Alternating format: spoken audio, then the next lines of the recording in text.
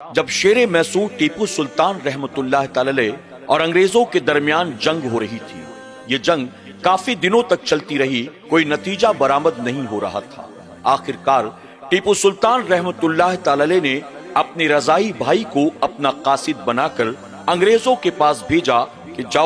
جا کر انگریزوں سے کہو اگر وہ سیز فائر کرنا چاہتے ہیں، یعنی جنگ کو روکنا چاہتے ہیں، جو چند شرائط کے ساتھ ہم جنگ کو روکنے کے لیے تیار ہیں، اور اگر وہ جنگ کو جاری رکھنا چاہتے ہیں تو ہم جنگ لڑنے کے لیے تیار ہیں۔ ٹیپو سلطان رحمتullah تعالی کے رضائی بھائی، یعنی جو سگے بھائی نہیں تھے بلکہ دودھ شریک بھائی تھے، ایک ہی ماں کا دونوں نے دودھ پیا تھا، یعنی خونی اعتبار سے دونوں سگے بھائی تو نہیں تھے، لیکن چونکہ ایک عورت کا دونوں نے دودھ پیا تھا، شریعت کے اعتبار سے یہ رضائی بھائی تھے، اور رضائی بھائی کا بھی وہی حکم ہوتا ہے جو حقیقی بھائی کا ہوتا ہے۔ ٹیپو سلطان رحمتullah تعالی نے اپنا قاصد بنا کر اپنے رضائی بھائی کو انگریزوں کے پاس بھیجا۔ کام 2-4-5 گھنٹے کا تھا، لیکن آپ کے بھائی پورا دن گزر گیا، واپس نہیں آئے۔ 2 دن ہو گیا، واپس نہیں آئے۔ ہفتہ گزر گیا، واپس نہیں آئے۔ 10 دن گزر گئے،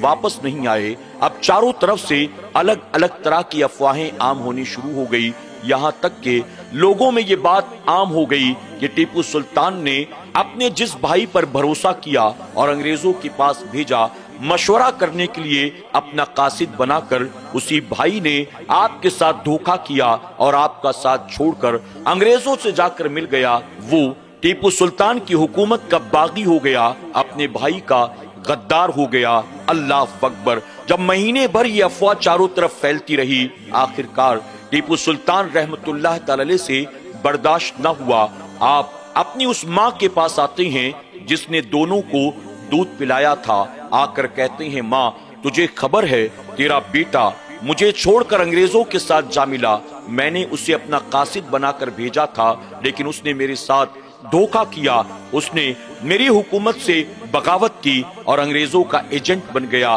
جب ماں نے اپنے بیٹے ٹیپو سلطان کی زبان سے یہ باتیں سنی، ماں کو جلال آ جاتا ہے۔ ماں کہتی ہے بیٹا ٹیپو، یہ جو کچھ بھی لوگ کہہ رہے ہیں یہ سراسر جھوٹ ہے، میرا دودھ پینے والا بیٹا کبھی تیرا باغی نہیں ہو سکتا، حکومت کا غدار نہیں ہو سکتا۔ ٹیپو سلطان رحمتullah تعالی نے کہا ماں آخر کس یقین کے ساتھ تو یہ بات کہہ سکتی ہے کہ تیرا بیٹا حکومت کا باغی اور غدار نہیں ہو سکتا، جبکہ بڑے بڑے وزیر یہ کہہ رہی ہیں، میرے مشیر یہ کہہ رہی ہیں، جنگوں کے تجربے کار یہ کہہ رہی ہیں کہ اس نے میرا ساتھ چھوڑ دیا اور وہ انگریزوں کے ساتھ جا کر مل گیا۔ ٹیپو سلطان رحمتullah تعالی کی ماں کہتی ہیں بیٹا مجھے اپنے دودھ پر یقین ہے کہ اللہ تبارک تعالیٰ میرے بیٹے کو کبھی بھی اس غلط راستے پر نہیں ڈالے گا۔ ٹیپو سلطان نے کہا ماں بھلا وہ کیسے؟ آپ کی والدہ کہتی ہیں تو گود میں تھا، تجھے کیا پتا، اللہ گواہ ہے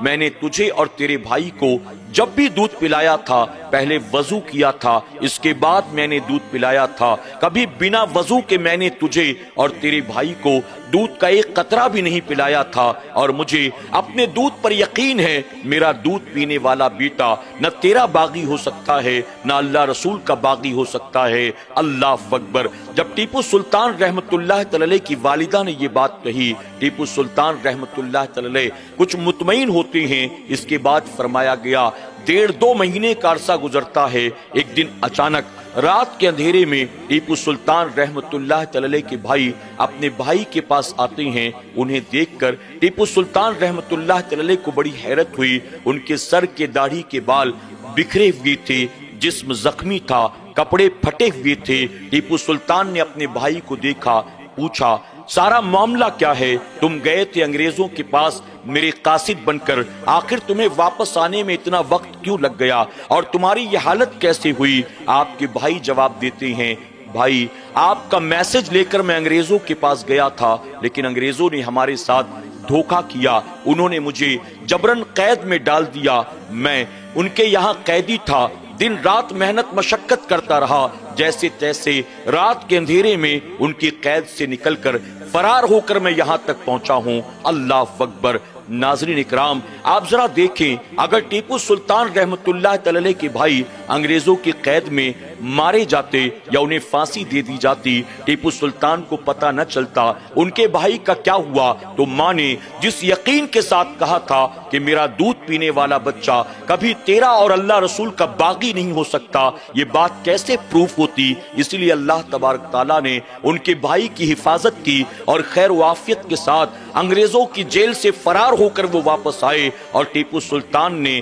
اور ان کے تمام وزیروں نے، مشیروں نے، سپہ سالاروں نے اپنی آنکھوں سے دیکھ لیا کہ جو ان کی ماں نے کہا تھا بات صحیح ہے، ہم نے اپنے طرف سے جو بدگمانی کی تھی، ہم نے ان کے بارے میں جو سوچا تھا وہ سراسر غلط ہے، ٹیپو سلطان کی ماں نے جو کہا تھا یقیناً وہ صحیح ہے۔ اللہ اکبر۔ ناظرین اکرام، آپ ذرا دیکھیں وہ مائیں کیسی تھیں جو باوضو اپنے بیٹوں کو دودھ پلایا کرتی تھیں، تو بیٹے صرف حکومت کے وفادار نہیں ہوتے تھے، ماں کے بھی فرما بردار ہوتے تھے، اللہ اور اس کے رسول صلی اللہ علیہ وسلم کے بھی وفادار ہوا کرتے تھے۔ لیکن جب مائیں ناچ گانا دیکھتے ہوئے، ڈرامہ، کھیل تماشا، ٹی وی سیریل، فلمیں، ویب سیریز دیکھتے ہوئے اپنے بچوں کو دودھ پلاتی ہیں، روٹیاں بیلتی ہیں، دال چاول سالن پکاتی ہیں، تو آپ سوچیں ایسی غذاؤں کو کھانے والا بیٹا نچنیا نہیں بنے گا تو کیا ہوگا، شرابی نہیں ہوگا تو کیا ہوگا، ٹک ٹاکر یوٹیوبر نہیں بنے گا تو کیا ہوگا۔